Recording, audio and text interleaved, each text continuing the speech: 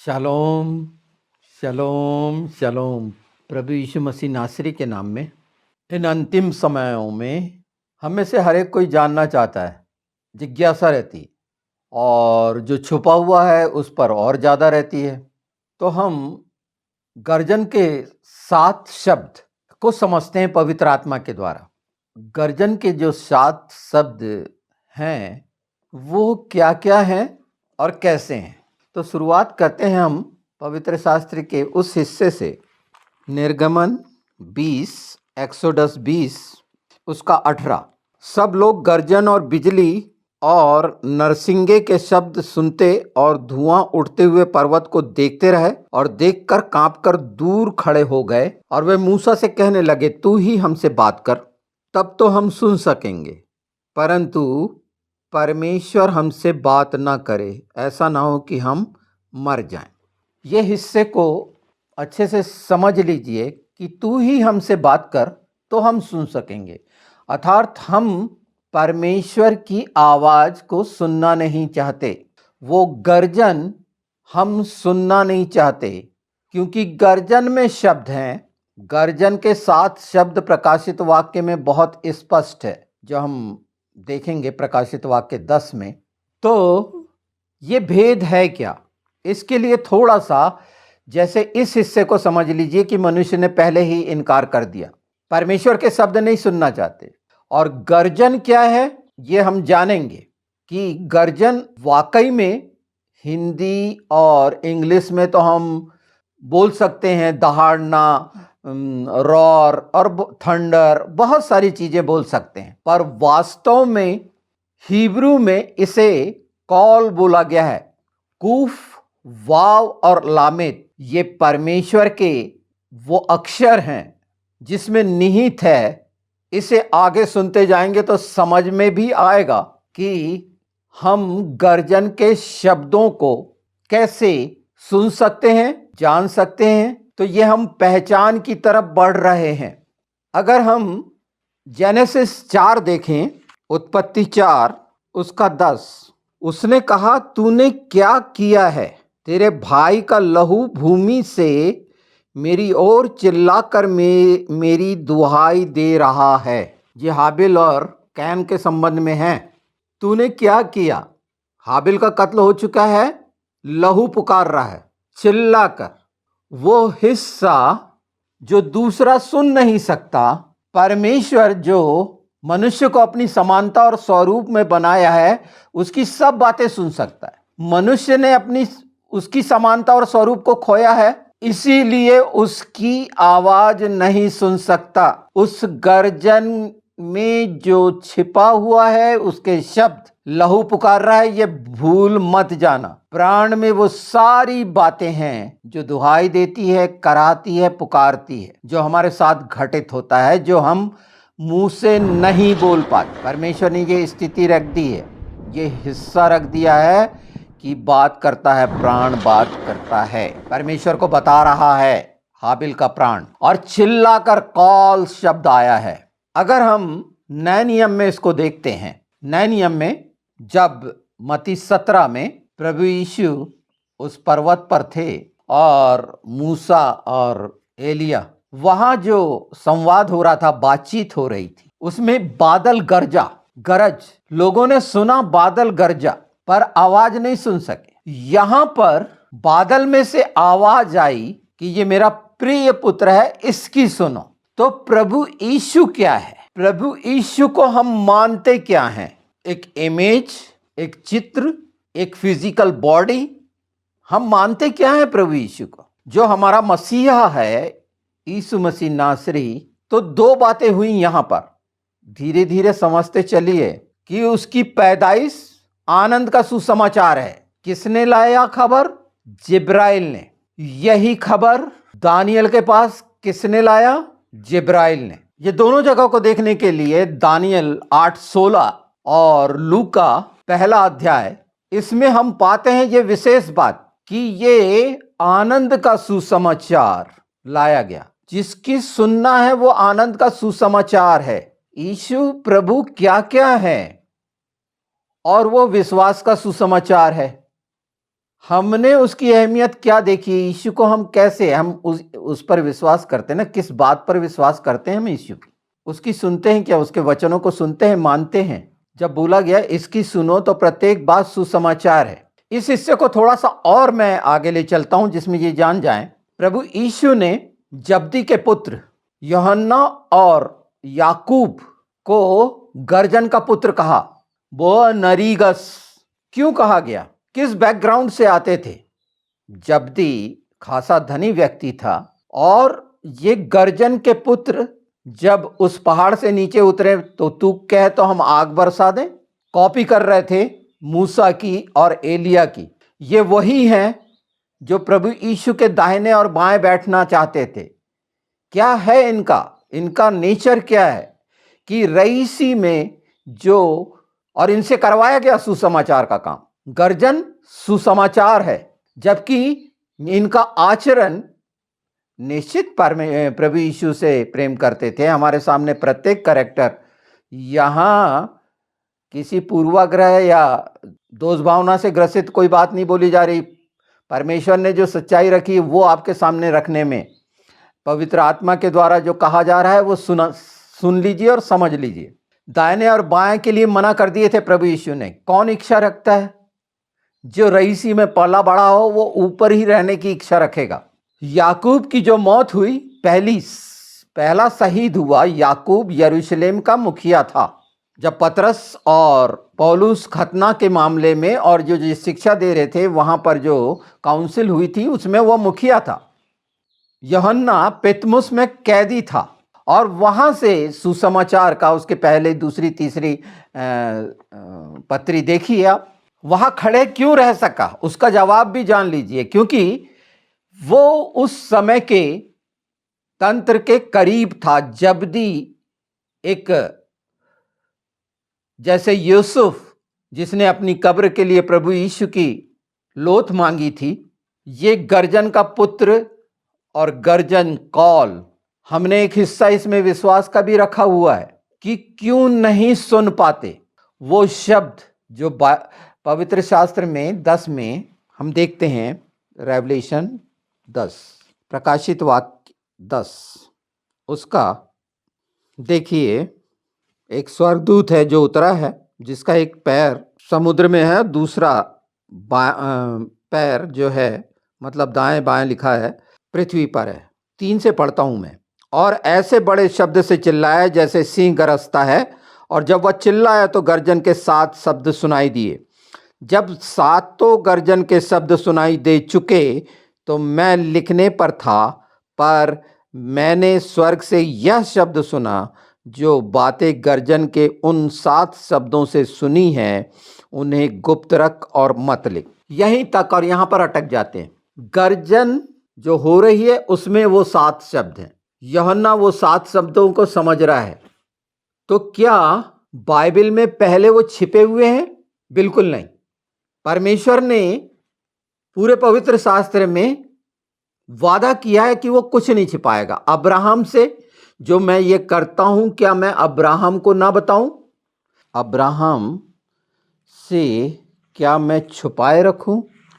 जो सदोम और अमोरा में हो रहा है और वो बातें जब अब्राहम को मालूम है तो अब्राहम के वंश को बिल्कुल मालूम है, इजरायली जानते हैं, और यहूदा के वंश से प्रभु यीशु के कारण हम जानते हैं। ना समझ पा रहे हो तो कोई चीज़ छिपी नहीं है। आत्मा में, प्राण में सब चीज़ें जो निश्चित की गई हैं वो हैं। तो देखिए 18 और 17 उत्पत्ति। तब यहोवा ने कहा, यह जो मैं करता हूं उसे क्या अब्राहम से छिपा रखूं? उसने नहीं छिपाया। हम फिर रेवलेशन में आते हैं, प्रकाशित वाक्य में, जहां हम 10 देख रहे थे, और वो 7 शब्द। तो 7वें पद में देखिए, वरन 7वें स्वर्गदूत की तुरही फूंकने पर होने वाले शब्द के दिनों में परमेश्वर का गुप्त मनोरथ उस सुसमाचार के अनुसार जो उसने अपने दास भविष्यवक्ता को दिया पूरा होगा। इससे समझ लीजिए, ये पूरा खुलासा है दिया गया। 22:10 में देखेंगे रेवलेशन, तो ये भविष्यवाणी मैं पढ़ देता हूं। 22 का 10, फिर उसने मुझसे कहा, इस पुस्तक की भविष्यवाणी की बातों को बंद मत कर, क्योंकि समय निकट है। यह आखिरी समय के लिए, और एक बार हमने समयों का जान चुके हैं। अनंत जीवन सत्य प्रकाश में मैंने इसकी पूरी डिटेल की है कि वो जो समय बोले गए हैं कि परमेश्वर का जो बोला गया कितना महत्वपूर्ण है, उसका कितना महत्व है और कौन उसका महत्व समझ सकता है। क्योंकि ये विश्वास पे हम बीच में जो रुक गए थे, क्योंकि ये समझना तो बहुत जरूरी है, और तभी आवाज सुन सकते हैं, वो शब्द सुन सकते हैं। अब कॉल का नॉइज भी होता है, मतलब वॉइस भी होता है, मतलब स्पीक भी होता है, मतलब न्यूज भी होता है, मतलब। तो ये तो गुड न्यूज है, सुसमाचार है, थंडर कॉल जो बताया जा रहा है शुरू से, पर वो उसकी जो मनुष्य सुन नहीं सकता, दहाड़ के बीच में दुष्ट सुन नहीं सकता, उस दहाड़ को जो दुष्टता है सहन नहीं कर सकती, तो वो शब्द कैसे सुनेंगे? अगर हम उन 7 शब्दों को जानना चाहते हैं, तो जिस चीज का हम इनकार कर रहे हैं उसको हम जानना चाह रहे हैं। कौन कौन सी चीजों का इनकार? अर्थात परमेश्वर का वचन, प्रभु यीशु, संपूर्ण पवित्र शास्त्र बाइबल है, और उसमें से इनकार करने वाले कौन कौन हैं ये आप देखिए। आपकी शिक्षाएं कौन सी हैं ये आप देखिए। पर वचन की शिक्षा जो निश्चित करती है कि आप जो लय व्यवस्था 23 में परमेश्वर के मवे दिन है, उसके पर्व यहोवा बोला ये मेरे पर्व हैं, जिसमें से 4 मानने को तैयार हैं आप। पेंटिकोस्ट तक आप मानने को तैयार हैं, उसके नाम बदल सकते हैं आप। वो 7 पर्व जो निश्चित किए गए ये भी तैयार हैं कि डेरा लगेगा। झोपड़ी का पर्व मानने को तैयार नहीं है आप, ये मानने को तैयार है कि एटोलमेंट इकट्ठे किए जाएंगे, पर योम किपोर मानने को तैयार नहीं है। नरसिंगा फूका जाएगा मानने को तैयार है, पर योम तुरवा मानने को तैयार नहीं है। ये है वो 7 पर्व जो ठहराए गए, फिजिकली मानते हैं। और ये 7 पर्व उस मंदिर को पूरे, जो हम हैं पवित्र आत्मा के मंदिर, इसमें होने चाहिए। सबत मानने का इनकार करते हैं, पूरा हो गया करके पीछा छुड़ाते हैं उन्हीं के जैसे जो अपनी बातें कहते हैं, अपने रीति रिवाज कहते हैं, उसमें बहुत सारी चीजें लाते हैं। यीशु ने सबत के दिन काम किए थे ना, और शानदार काम किए थे। सबत के दिन तो वो काम करना चाहिए जो परमेश्वर की महिमा और उसकी उपस्थिति में करोगे तो चंगाइयां और सारी चीजें होंगी।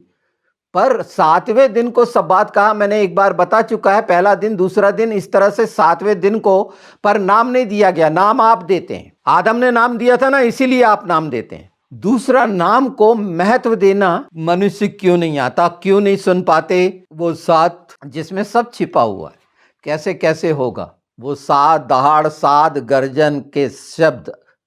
धीरे धीरे अगर जानना समझना चाहेंगे तो उसने कुछ नहीं छिपा रखा है। पर आप विश्वास किस पर करते हैं ये निश्चित आपको करना पड़ेगा। अगर ये देखना चाहते हैं कि तो जो सबसे विश्वास के लिए खूबसूरत है, जिसकी धार्मिकता के कारण है, हम प्रभु यीशु की धार्मिकता में हैं इसलिए, और धार्मिकता गिना गया। अब्राहम ने विश्वास किया, वो उसके लिए धार्मिकता किया गया, वो गिना गया। अगर हम जेनेसिस 15 में देखते हैं, और धार्मिकता के विषय में बहुत सी बातें कही गई हैं। हम बादल भी देख रहे थे, इब्रानी 12 देख लेना, बादलों का, गवाहों का बादल। एक छोटी सी बदली ने छिपा ली, बादल में से आवाज आई, प्रभु यीशु स्वर्गारोहण कर रहे हैं तो बादलों के साथ आएंगे। ये सब बातें बादलों के साथ है, क्लाउड के साथ है, और उसमें आवाज है, और परमेश्वर बादलों के बीच में, बादलों पर चढ़कर। ये ऐसे शब्द बाइबल में 50 बार अगर ढूंढेंगे बादल बादल, तो बहुत सारा बादल का आपको उल्लेख मिल जाएगा। पर ये प्रतीकात्मक जो शब्द समझ रहे हैं, इसमें परमेश्वर की संपूर्ण शक्ति की वो सामर्थ्य है, वही सच्चा है, उसका वचन सच्चा है, सामर्थ्य है, हर तरह से, हर बात में विश्वास योग्य है। इसके लिए जेनेसिस 15:6 देख लेना जो मैंने बोला है। और जो विश्वास के लिए शब्द आया है वो अमान, ये याद रख लीजिए। आप आमीन बोलते हैं ना, हालेलुया बोलते हैं ना, अमान को आज समझिए तो ये बहुत भला हो जाएगा। विश्वास के लिए अमान शब्द है, जिसको बिलीव, ट्रस्ट और जो भी। अमान में पहला लेटर अलफ है, पिता को जो दिखाता अलफ और ताव। मीम, फिर मैं बता दूं, मीम शब्द पानी को दिखाता है, समाइम पानी, वचन। और नून शब्द सीड को दिखाता, होली स्पिरिट, पिता पुत्र पवित्र आत्मा। ये अमान की वो सच्चाई, जहां वो है वहां पर पवित्रता है, सच्चाई, और वही विश्वास है। तो ये जान लीजिए कि ये खूबसूरती पवित्र शास्त्र में है और सच्ची है। गर्जन के वो सातों शब्द, वो 7 पर्व, उसमें ठहराए गए हर वो बात, 7 कलीसिया, 7 प्रकाश, इनको अगर अच्छे से तो सुनने लगेंगे प्रभु यीशु इन अंतिम समय में क्या कह रहे हैं कि समय निकट है। तो तैयारी तैयारी तैयारी।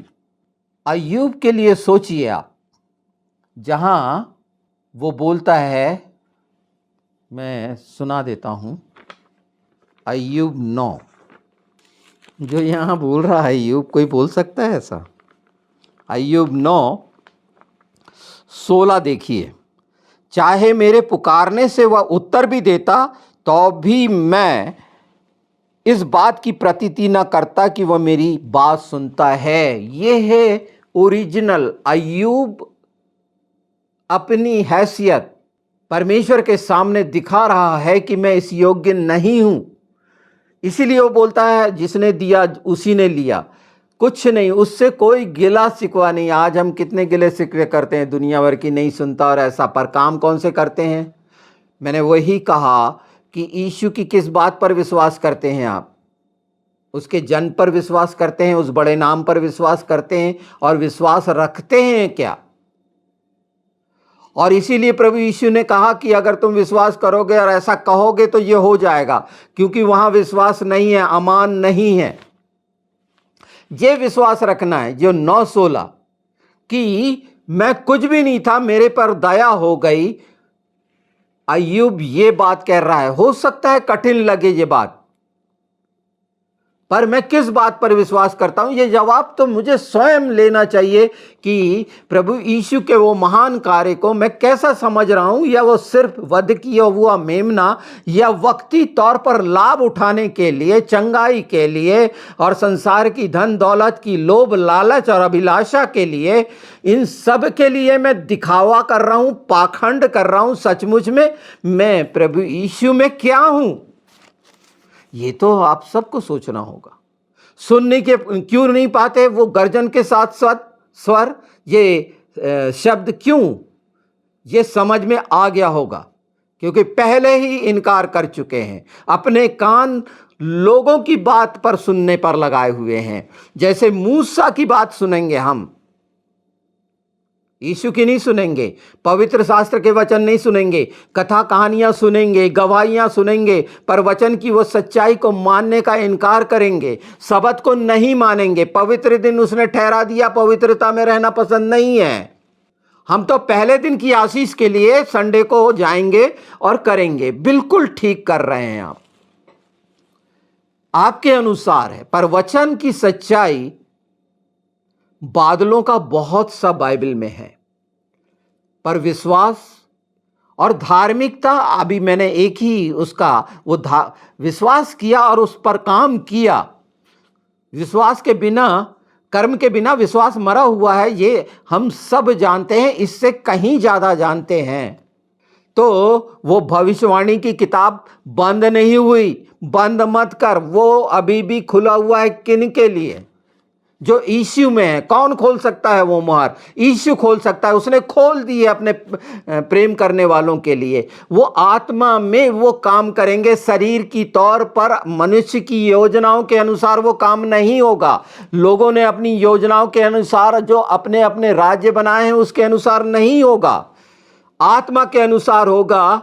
और आत्मा जो आत्मा से कहता है वो आत्मा जानता है, क्योंकि हमारे शरीर के कान हैं इसलिए हम नहीं सुन पाते, क्योंकि हम तो लुभावना वाला मनुष्य का सुनना चाहते हैं, आशीषों से भरा हुआ चंगाई का। वो जो संपूर्ण आशीष और चंगाई और श्राप मुक्ति और तमाम चीज से छुटकारा देना चाहता है, उसका जुआ नहीं लेना चाहते, अपने भार अपनी गलतियां उसको देना नहीं चाहते, बताना नहीं चाहते। तो कैसे, जबकि वो सातों शब्द खुले हैं। मैंने बता दिए यहां पर कि प्राण तक से ये चिल्ला चिल्ला कर कि ये समय निकट है। तो कौन सी बातों की तैयारी है? वो 7 शब्द, वो सुसमाचार के 7 शब्द और क्या क्या हैं? आपने सातों कलीसिया में सुना कि क्या करना है, क्या नहीं करना, ताज पाना है, कहां जाना है। ये सातों कलीसियाओं के स्वर्गदूतों के द्वारा जो भेजा गया, इससे भी कहीं ज्यादा। बिल्कुल। तो ये गर्जन के पुत्र का बता दिया, उनके पूरे पूरे परमेश्वर के क्या शानदार लोग उस समय रखे। और ऐसे लोग आज के समय पे जो बड़ी बड़ी जगहों पर, तो परमेश्वर का काम है कौन किसको कहां बैठाएगा। पर सच्चाई ये है कि यीशु के नाम में सामर्थ है, वो सुसमाचार है। वो खुद गर्जन है, वो खुद दहाड़ है, सिंह है। उसका दहाड़ना सुनेंगे आप कि जब वो दहाड़ेगा आएगा तो सब सुप्त हो जाएगा, गिर जाएंगे लोग उसके सामने, जिसके मुंह से 2 धारी तलवार निकलेगी, जो पुनरुत्थान की सामर्थ पर जयवंत से भी बढ़कर जयवंत है। लोगों के पीछे क्यों भाग रहे हो? कौन है इस पृथ्वी पर सामर्थी? कौन है जो मैं कह सकता हूं वो कह सकता है कि वो सामर्थी है? क्यों उनके पीछे लगे हुए हो? क्यों लोगों से आशा रखते हो? हमेशा लज्जित होते हो।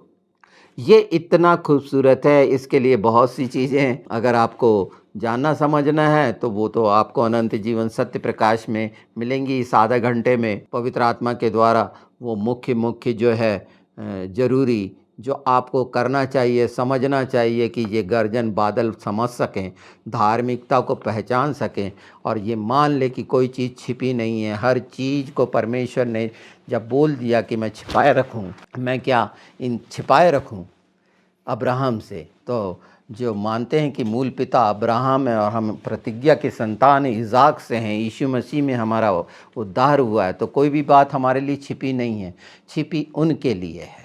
तो विश्वास को पहचानिए, अमान को पहचानिए, कॉल को पहचानिए। ये शब्द ऐसे ही नहीं है, इनके पीछे और गहरे हैं। आने वाले समय में हम जानेंगे ना वो 490 दिन को प्रतीकात्मक जो ठहराया गया है कि वो सिर्फ 490 साल हैं। नहीं, बहुत कुछ खुल रहा है, इतना कि मनुष्य समझ ही नहीं सकता।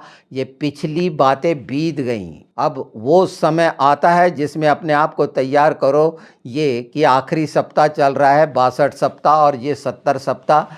तो उन कहानियाँ जो अपने समय पर पूरी हो गई, आने वाले समय में पूरी हो रही हैं। और ये समय पे कौन सी बात पूरी हो रही है, ये पवित्र आत्मा के द्वारा दिखाई जा रही है, सुनाई जा रही है। अगर वो कान रखो और वो आंखें रखो तो ये सब चीज़ें प्रकट होंगी यीशु मसीह नासरी के नाम में। पर इन सब बातों के लिए आवश्यक ये है कि जो प्रभु यीशु ने हमसे जो चाहा है हम वो करें। अपने वचन में प्रभु यीशु ने कहा जागते रहो और प्रार्थना करते रहो, उन बातों से जाग जाएं। होशे कहता है, होशे 6वां अध्याय 1 पद, चलो हम यहोवा की ओर फिरें, क्योंकि उसी ने फाड़ा और वही चंगा भी करेगा, उसी ने मारा और वही हमारे घावों पर पट्टी बांधेगा। 2 दिन के बाद वह हमको जलाएगा और तीसरे दिन वह हमको उठाकर खड़ा करेगा, तब हम उसके सम्मुख जीवित रहेंगे। आओ हम ज्ञान ढूंढे, वरन यहोवा का ज्ञान प्राप्त करने के लिए यत्न भी करें, क्योंकि यहोवा का प्रकट होना भोर का सा निश्चित है। वह वर्षा के समान हमारे ऊपर आएगा, वरन बरसात के अंत की वर्षा के समान जिससे भूमि सिसती है।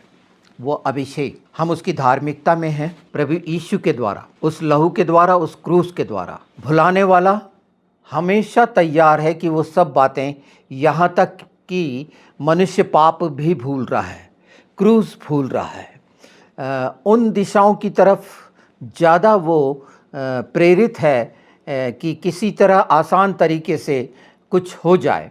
और बहकाने वाले इस तरह से बहुत से आ भी चुके हैं, पर धीरज रखना है, संयम रखना है। यीशु का नाम महत्वपूर्ण है, क्षमा है, पश्चाताप है, सब कुछ आपके सामने है। चाहे आपने कुछ भी किया हो ऐसा जिससे आप लज्जित हो रहे हों, फिर भी आशा है अपनी आत्माओं को बचाने के लिए। संसार और शरीर से पिंड छुड़ाइए अपना। ये तमाम लालसाएं और अभिलाषाएं निश्चित नाश की ओर ले जाएंगी। बहुत भयानक भयानक चीज़ें सामने आएंगी और आ रही हैं, और समय निकट है।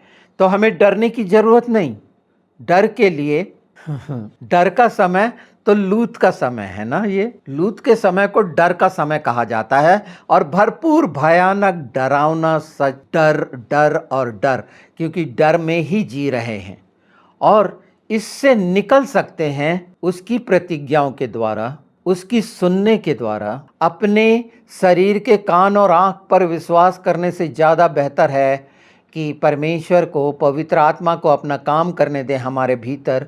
वो दिखाएगा, बताएगा, समझाएगा, चाहे वो दर्शन हो, सपने हो, सच्चाई से उस पर आश्रित हों और लालसाओं से पिंड छुड़ा लें, तो निश्चित ये आपके लिए और सारे मसीही जगत के लिए, क्योंकि ये अंतिम समय में, ये गांठ बांध लीजिए, ये डर का समय है। लूत का नाना प्रकार के डर से पीड़ित, और वो शैतान यही कर रहा है कि हम उससे समझौता करके, डर से समझौता करके जो हो हम करने को तैयार होते हैं। और आसपास की स्थिति को देखकर भयभीत मत होइए, बिल्कुल भी नहीं। थोड़ा शांत हो जाइए उसके साथ। और ये पवित्र आत्मा के आग के अभिषेक का समय है, जिसमें धन्यवाद देना सीख जाइए। सिर्फ धन्यवाद दीजिए, उससे मांगना भूल कर। उसने हमारे लिए सब कुछ कर दिया है विश्वास करने वालों के लिए। हमारा विश्वास कैसा है ये हमारे कर्म बताएंगे। और इसके लिए तैयार होइए कि प्रत्येक दिन अपनी प्रतिज्ञाओं और संकल्प के साथ आप चुनाव करिए। प्रभु के वचन के साथ, पवित्र आत्मा के साथ मदद मांगिए कि आप क्या करना चाहते हैं। महाक्लेश आप पर नहीं आएगा। हम क्लेश में हर दिन हैं, पर यीशु के साथ वो क्लेश भी आनंद और शांति का कारण बना हुआ है। अगर इस बात को समझ जाएंगे तो निश्चित शैतान निराश होगा, और उसे निराश करना आपको आना चाहिए यीशु के साथ, पवित्र आत्मा के साथ। ये अद्भुत है, अभिषेक से भरा हुआ है। ये अंतिम समय का जो हमने होशे में पढ़े, ये अभिषेक है, और उसने तेल मला है। आप अपने जीवन में भजन संहिता 23 को जैसा वो है मान लें और वैसा करें, तो वो तैयार है, और पवित्र आत्मा मददगार है। इसीलिए तो प्रभु यीशु ने प्राण दिए। भुलाया बहुत सारी चीज़ जाएगी। हर वो बात जो बुरी है, घिनौनी है, वो अच्छी बताई जाएगी। और वो शरीर की कामनाओं से प्रेरित है, इससे आप बचिए। प्रभु की ओर हमारी आत्मा लगी रहे। यीशु के नाम में, पवित्र वचन में सामर्थ है, सुसमाचार में सामर्थ है। हर दिन उसके साथ चले फिरें बस। और वो क्या चाहता है वो पूरा करेगा। वो आमीन है।